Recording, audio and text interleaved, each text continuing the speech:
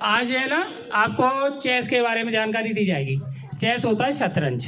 जैसे कई मुहावरों में सुना हुआ, हिंदी के मुहावरों में, कि शतरंज की बिसात बिछ गई है। शतरंज की बिसात बिछ गई है। आपने महाभारत में शकुनी को सुना होगा। शकुनी का नाम जानते हो सब लोग। वो क्या खेलता था? पासे खेलता था। ठीक होती थी ना गोटियाँ, वो एक चौसर होती थी, उस पर पासर फेंकते थे। लेकिन ये जो गेम है तो उसी के परिवार का, लेकिन इसको जो शतरंज है, इसमें क्या होता है, दो पाले होते हैं। एक्चुअली ये एक प्रैक्टिस है, एक डायग्राम है युद्ध का। युद्ध के मैदान में दो तरफ राजा की दो राजा होते हैं और उनकी दोनों की सेनाएं होती हैं। सेना में पहले जो युद्ध होते थे, आजकल के युद्ध नहीं, पहले जो युद्ध होते थे वो घुड़सवार होते थे, उसमें ऊंटों पे सवार होते थे, हाथी भी होते थे और पैदल यात्री भी होते थे। पैदल यात्री मतलब पैदल सैनिक। तो ऐसे करके पूरी सेना सुसज्जित होती थी और सेना को दो भागों में बांटा जाता। एक हरावल होता था, एक अग्रगामी या पश्चिमगामी। इस तरह से सेना को दो भागों में बांटा जाता था। ठीक है ना। तो जब इतिहास को आप पढ़ोगे तो उसमें देखो, जैसे बाबर जो लाया था मात्र 40,000 सैनिक, है ना, वो टिक गया था कहाँ? बयाना के आसपास। और ये क्या नाम है, राणा सांगा जो था, वो लाया था 1.25 लाख सैनिक, है ना। इसके पास 22 राजाओं की फौज थी। लेकिन युद्ध का परिणाम क्या हुआ? ये रूपबाज के पास में खानुआ नाम का गांव है आज, वहाँ परिणाम क्या हुआ? राणा सांगा हार गया। क्या कारण रहे उसके हारने का कारण रहा युद्ध नीति, कूटनीति। उसने अपनी सेना का, जो बाबर ने जो किया था संगठन, वो एक नेतृत्व रखा उसका, एक राजा के अंडर में सारी फौज थी और वो उसके अंडर में काम कर रही थी। लेकिन राणा सांगा के पास 22 राजा थे और 22 राजाओं के अंडर में सेना काम कर रही थी, इसलिए वो हार गए। और भी कई कारण थे। खैर, फिलहाल हम शतरंज पे आते हैं। शतरंज में आप देखेंगे यहाँ दो सेनाएं सजी हुई हैं। एक गोटियां हैं, वो एक तरीके से आप सेना समझ लीजिए उसे। अब आप हमारे सामने एक तो देवानजी सर खड़े हैं, एक विनय शर्मा कक्षा 12वीं के छात्र, और एक बेटी का नाम है सुप्रिया शर्मा, जो है 12वीं की छात्रा खड़ी है। यहाँ पर ये आपको समझाएंगे कि ये दोनों जो है गोटियां किस तरीके से एक दूसरे को मात करेंगे। मतलब दोनों राजाओं के बीच में युद्ध हो रहा है और यहाँ किस तरीके से राजा के साथ एक वजीर है। वजीर होता है उसका मंत्री, प्रधानमंत्री। जैसे हमारे देश का आज की तारीख में राजा कौन है? हमारे देश का राजा कौन है आज की तारीख में? नहीं, नरेंद्र मोदी नहीं है। नरेंद्र मोदी प्रधानमंत्री हैं। राजा है राष्ट्रपति। हमारे देश का राष्ट्रपति ही हमारा प्रेसिडेंट है, प्रेसिडेंट ऑफ द नेशन। ऐसे ही इस राज्य का जो मुखिया है वो है राजा, और उसके साथ एक वजीर है। वजीर होता है मुख्यमंत्री, प्रधानमंत्री। फिर उसके साथ सेना के अन्य जो अंग है, जैसे एक घोड़े पे सवार योद्धा है, एक हाथी पे है और ऊंट है। तो सबकी एक अपनी अपनी स्टाइल, एक शैली है। जैसे हाथी हमेशा सीधा चलेगा, वो टेढ़ा वार नहीं करेगा। हाथी हमेशा सीधा वार करेगा, अपने सामने जो आएगा, जो भी योद्धा, उसी को मारेगा। ऊंट है वो टेढ़ा चलेगा। अच्छा, घोड़ा है वो ढाई चाल चलता है। ऐसे हर एक की अपनी अपनी एक विशेषता है। बाकी की जानकारी विनय देंगे। हाँ विनय, लीजिए माइक और समझाइए सारी। ये प्याला होता है, हमेशा एक कदम चलता है। हर कोई इसके साथ की साइड कोई वो उसको मार देता है, और वरना सीधे चलता है। सीधे जहाँ तक भी चलेगा चलता रहेगा। और ये ऊंट है, ये ऊंट हमेशा कितने भी कदम चल सकता है। इसके सामने कोई भी सैनिक अपना ना हो तो, जैसे कि यहाँ से ये नहीं है तो ये यहाँ पे इसको भी मार सकता है, तो ये ना हो तो इसको भी मार सकता है, किसी को भी मार सकता है। और यहाँ पे हो तो ऐसे यहाँ पे ये सैनिक है तो इसको भी मार सकता है, इधर की साइड भी चल सकता है। ये ऊंट है, ये ऊंट हमेशा 2.5 कदम चलता है। ये 2.5 कदम, एक दो, घोड़ा ये 2.5 कदम चलता है, 1 2 2.5। इधर की साइड भी चल सकता है, ऐसे यहाँ पे तो दो सीधे और एक साइड में।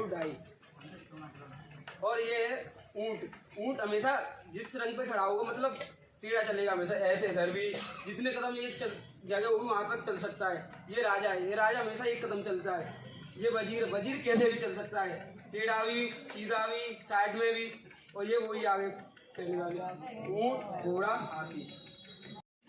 शतरंज में 5 प्रकार की गोटियां होती हैं। वैसे गोटियों की बात कर रहे हैं अपन लोग, 5 प्रकार की गोटियां हैं। उसमें से जो सबसे ज़्यादा महत्वपूर्ण गोटी होती है वो राजा की होती है। सबसे बड़ा जो गोटियों में सबसे बड़ी जो गोटी है और सुंदर सी है, लंबी सी गोटी अपन को नजर आती है, वो है राजा की। राजा है इस शतरंज का अपन ऐसे मुखिया। शर्मा सरवा समझ सकते हैं, मुखिया समझ सकते हैं। इसको बचाना है हर हाल में। इसको भी हर हालत में अपन को बचाना होता है। इसके बाद में इसकी मदद करने के लिए इसका उपसहयोगी अपन समझ सकते हैं, या इसका समझो लेफ्ट हैंड या राइट हैंड अपन समझ सकते हैं। तो वो या सेनापति, जिसको अपन वजीर बोलते हैं, ये वजीर बोलते हैं। और इसके पश्चात अपनी जो गोटियां हैं उस पे सेनाएं हैं, और सेनाओं में एक तो घोड़े वाली सेना है, जो घोड़े का सा आकार है, इसका मुंह है, घोड़े वाली सेना है। और एक हाथी वाली जो सेना होती है, ऊपर से ये चौड़ा हाथी वाली ऊपर से इस प्रकार का इंप्रेशन रहता है, थोड़ी सी दबी है, थोड़ी सी खांच वाली गोटी है ये।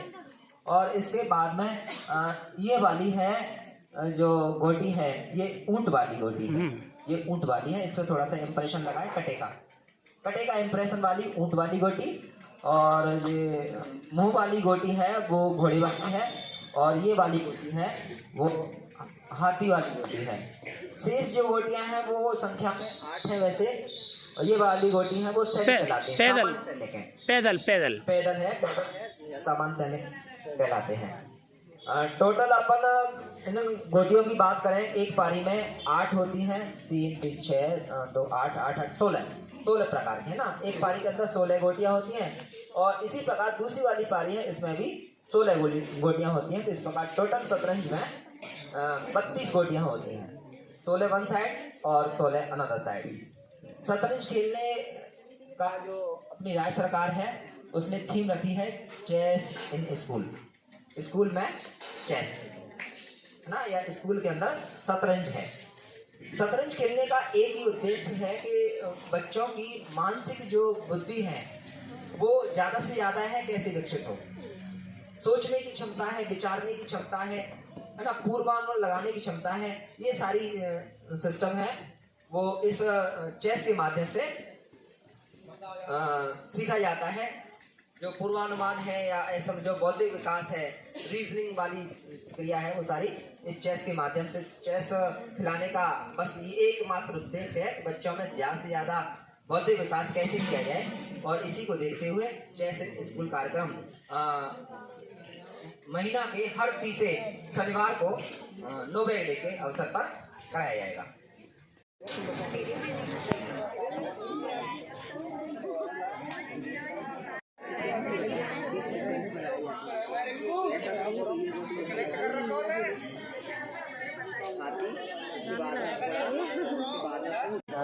बात ये है कि ये चेस है, चेस में जो गोटियों का रखने का क्रम है वो बिल्कुल कोने पर हाथी रखा जाता है।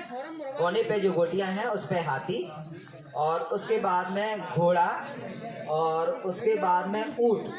ऊंट के जस्ट बाद या तो अपन राजा को रखें या फिर अपन रखें वजीर को। कैसे रख सकते हैं, कैसे रख सकते हैं, या तो अपन इस वजीर को रखेंगे या फिर अपन राजा को। अगले वाले कोने पे वही हाथी, फिर ऊंट, सॉरी हाथी, घोड़ा और ऊंट, और उसके बाद में इधर अपन लोगों ने वजीर रखा था तो इधर रखेंगे अपन लोग राजा रखेंगे। इसके बाद में जो पैदल यात्री हैं वो 8 रहेंगे।